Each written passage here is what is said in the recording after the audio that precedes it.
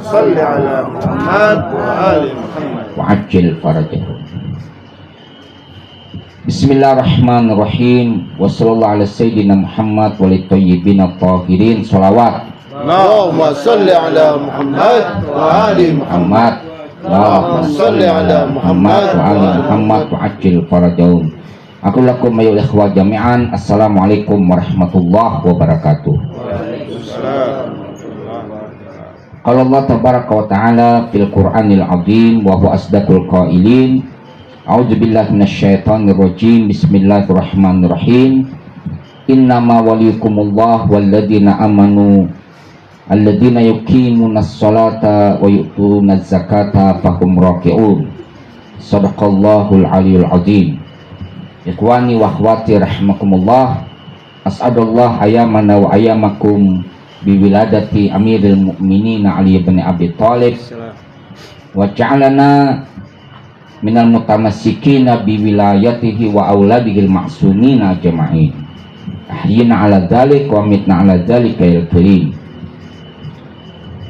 Saya ucapkan selamat berbahagia atas lahirnya seorang sosok mulia, Amirul Mukminin Imam Ali bin Abi Thalib alaihi salam. Semoga kita selalu berpegang teguh bersama wilayahnya dan keturunan-keturunannya yang maksum dari Imam Ahlul Bait alaihi musholatu wassalam. Malam ini kita sekali lagi patut bersyukur kepada Allah Subhanahu wa ta'ala karena kita dikumpulkan dalam majelis mulia ini. Majelis ini rutin bertahun-tahun kita laksanakan, yaitu membaca doa Hatul Hidir atau doa Kumail. Dan malam ini kita akan berbicara tentang Amirul Mukminin alaihi salatu wassalam berkenaan dengan hari kelahiran Amirul Mukminin Imam Ali bin Abi Thalib alaihi salatu wassalam. Ikhwani wa akhwati rahimakumullah, Imam Ali bin Abi Thalib adalah sosok yang dikatakan oleh Rasulullah sallallahu alaihi wasallam khalifati wa waziri min ba'di. Beliau dikatakan oleh Ar-Rasul sallallahu alaihi wasallam sebagai khalifah beliau, sebagai pemegang wasiat beliau setelah Rasulullah sallallahu alaihi wasallam. Ada dua kelompok kaum muslimin setelah wafatnya Rasulullah sallallahu alaihi wasallam. Kelompok pertama adalah mereka-mereka yang berkumpul di Saqifah setelah wafatnya Rasulullah sallallahu alaihi wasallam, dan mereka berkumpul di Saqifah untuk memilih pemimpin setelah Rasulullah sallallahu alaihi wasallam, yang kemudian kelompok ini dikatakan sebagai Ahlus Sunnah. Dia bermusyawarah di Saqifah untuk memilih pemimpin.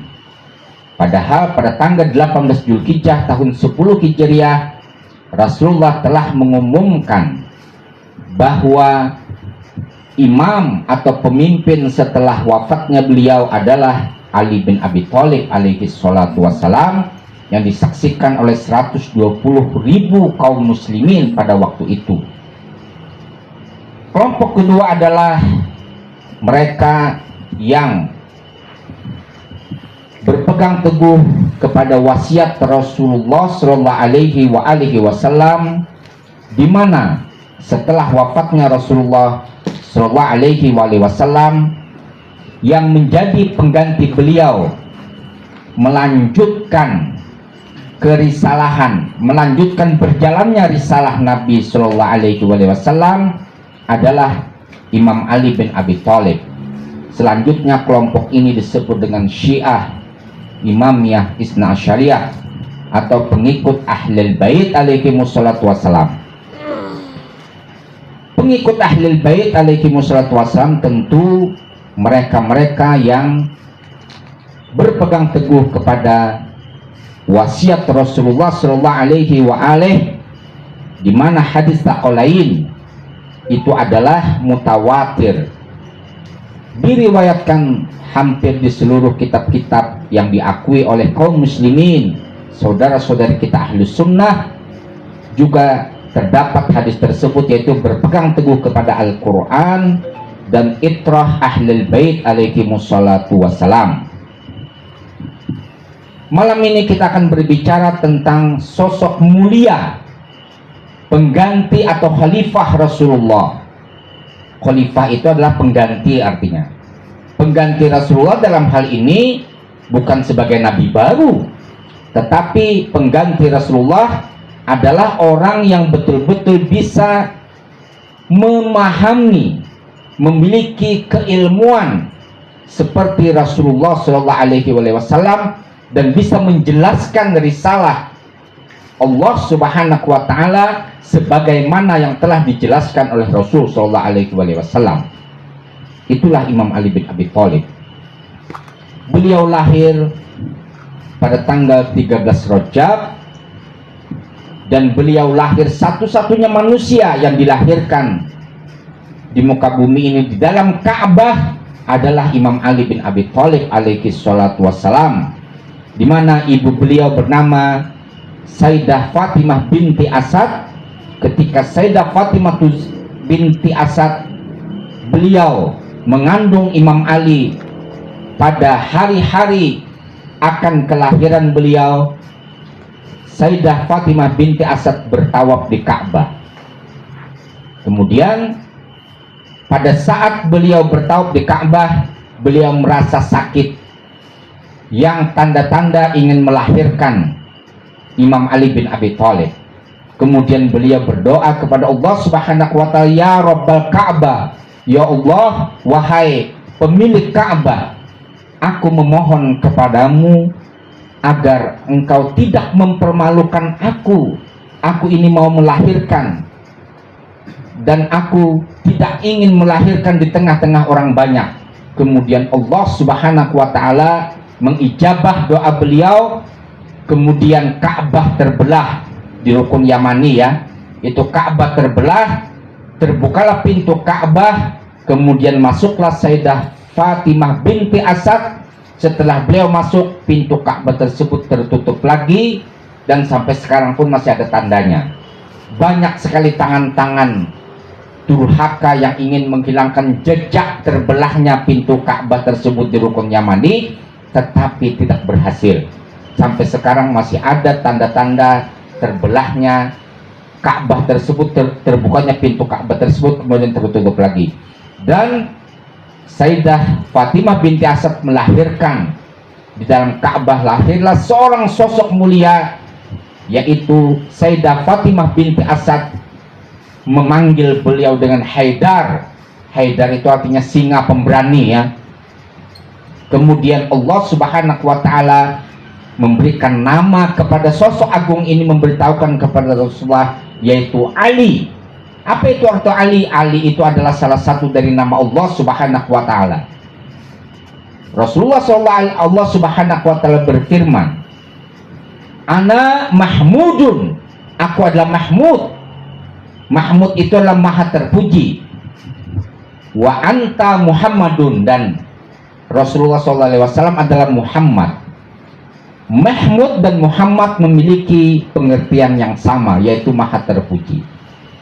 Ana a'la, kata Allah Subhanahu wa Ta'ala, wa huwa aliyun, aku adalah yang maha tinggi, a'la, dan dia ini adalah aliyun, yaitu Ali. Jadi makna Ali sama dengan a'la, yang maha tinggi, nama Allah Subhanahu wa Ta'ala. Ana Fatir, maha pencipta. Wa hadhil Fatimah, aku adalah maha pencipta, dan ini adalah Fatimah. Apa arti Fatimah? Allati fatamaha wa man ahabbaha minan nar, yang menutupinya dan mengeluarkan para pecintanya dari api neraka, yang akan membendung para pencintanya dari masuknya ke dalam api neraka. Ana ihsan wa hadal hasan, aku maha berbuat baik, ini adalah Al Hasan. Al Hasan adalah sama dengan ihsan. ana muhsin wa hadzal Husain. Aku adalah maha berbuat baik dan ini Al-Husain. Jadi nama-nama Ahlul Bait alaihi wassalatu wassalam merupakan nama-nama Allah Subhanahu wa taala. Kemudian kita akan kembali kepada Imam Ali bin Abi Thalib. Setelah beliau dilahirkan di dalam Ka'bah, kemudian beliau keluar. Beliau pertama kali yang menyambut Imam Ali bin Abi Thalib setelah keluar dari Ka'bah tersebut, beliau membuka matanya, yang pertama kali dilihat adalah Rasulullah, dan pertama kali yang menyambut beliau adalah Rasulullah Shallallahu Alaihi Wasallam. Kemudian sejak kecil Rasulullah menyediakan tempat khusus untuk Imam Ali bin Abi Thalib, dan sejak kecil beliau dipelihara, dididik oleh Rasul Sallallahu Alaihi Wasallam.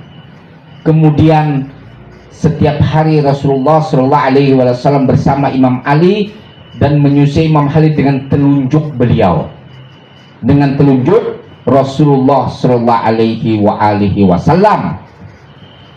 Dan Imam Ali bin Abi Thalib orang yang pertama kali sejak kecil dididik oleh Rasulullah. Imam Ali mengatakan, Rasulullah mengajariku 1000 pintu ilmu. Dari setiap pintu ilmu tersebut 1000 bab. Itu kan dari 1000 pintu tersebut 1000 ilmu. Itu kan saluni qabla an taqiduni, kata Imam Ali bertanya kepada aku sebelum kau kehilangan aku. Aku mengetahui di mana ayat itu diturunkan. Waktunya apakah malam maupun siang, tempatnya apakah di gunung atau di lautan atau di daratan. Aku mengetahuinya, diajarkan oleh Rasulullah SAW. Karena wahyu yang diturunkan diturunkan Allah kepada Rasulullah, yang pertama kali diberitahu oleh Rasulullah adalah Ahlul Bait alaihi wassalam. Bukan orang yang di luar rumah, tetapi keluarga kenabian yang pertama kali diberitahu oleh Allah Subhanahu wa ta'ala. Ini adalah kelahiran Imam Ali bin Abi Thalib, dan patut orang beriman bergembira terhadap lahirnya sosok mulia ini. Mengapa kita harus bergembira? Karena para malaikat Allah Subhanahu wa ta'ala, Rasulullah Shallallahu Alaihi Wasallam bergembira dan mengatakan bahwa ketika para kafir Quraisy, musyrikin Quraisy dikumpulkan oleh Rasulullah SAW, kemudian Rasulullah SAW mengatakan kepada khalayak musyrikin Quraisy, wahai manusia, apakah kalau aku katakan bahwa pasukan berkuda akan datang dari balik gunung itu kalian percaya? Mereka mengatakan, ya, engkau adalah al-amin, engkau tidak pernah berdusta. Semua orang tahu bahwa Rasulullah SAW tidak pernah berdusta. Dan apakah kalian percaya bahwa apabila aku mengatakan begini dan begitu, semuanya mengatakan percaya? Kemudian Rasulullah mengatakan, apakah kalian percaya bahwa aku diangkat oleh Allah Subhanahu wa ta'ala, aku telah menerima wahyu dan telah diangkat oleh Allah Subhanahu wa ta'ala sebagai nabi dan rasul penutup? Semuanya menentang. Tidak ada satupun yang mengatakan percaya, kecuali Imam Ali bin Abi Thalib alaihi salatu wassalam. Kemudian Rasulullah mengatakan, anta ya Ali khalifati waziri min ba'di. Engkau adalah khalifahku dan pemegang wasiatku setelahku. Orang-orang tertawa dan mengatakan Muhammad mengangkat anak kecil sebagai penggantinya. Nah, ini adalah kedudukan Imam Ali bin Abi Thalib alaihi salatu wassalam, bahwa beliau adalah pengganti Rasulullah SAW pasca wafatnya Rasul SAW. Karena beliau adalah pengganti Rasulullah, khalifah Rasulullah SAW, berarti ilmu yang dimiliki oleh beliau seperti Rasulullah. Pemahaman beliau terhadap Al-Quran, pemahaman beliau terhadap sunnah Rasulullah Sallallahu Alaihi Wasallam adalah seperti Rasulullah Sallallahu Alaihi Wasallam. Tidak ada orang yang bisa menjelaskan tentang Al-Quran kecuali orang yang seperti Rasulullah Sallallahu Alaihi Wasallam, kecuali orang yang langsung berguru 1 kali 24 jam. Sejak kecil beliau diajari oleh Rasul Sallallahu Alaihi Wasallam.